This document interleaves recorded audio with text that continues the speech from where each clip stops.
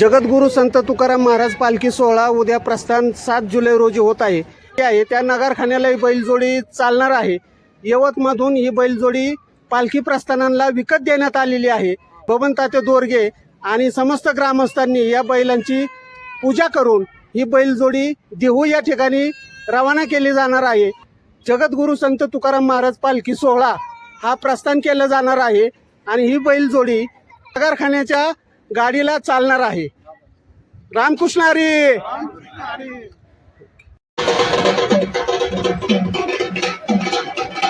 यवतमधून यावेळेस बैलाची जोड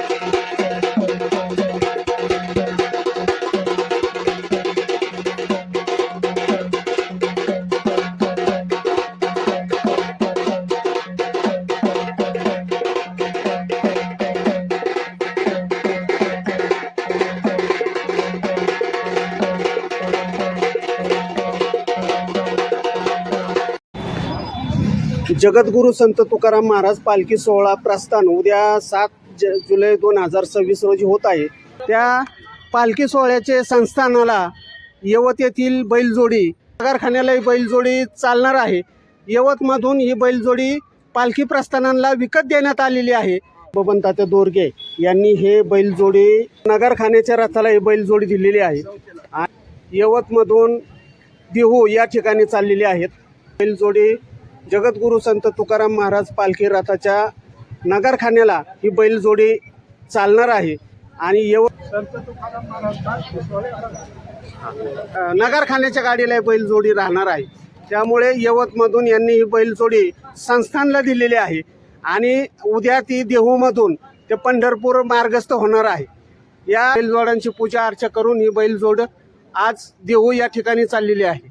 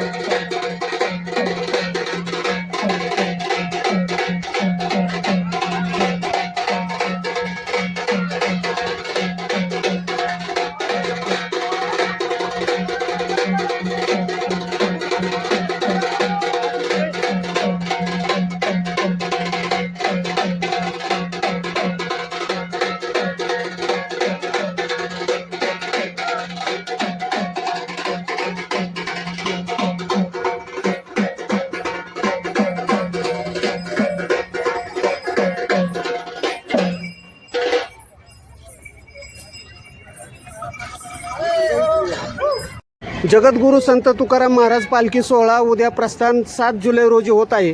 त्या पालखी सोहळ्याचे संस्थानाला यवत येथील बैलजोडी देण्यात आलेली आहे. या बैलजोडीचे मालक बबनराव दोरगे तात्या यांचे ही बैलजोडी आहे आणि जगद्गुरू संत तुकाराम महाराज पालखी सोहळ्याच्या रथकारखान्याची जी गाडी आहे त्या नगारखान्याला ही बैलजोडी चालणार आहे.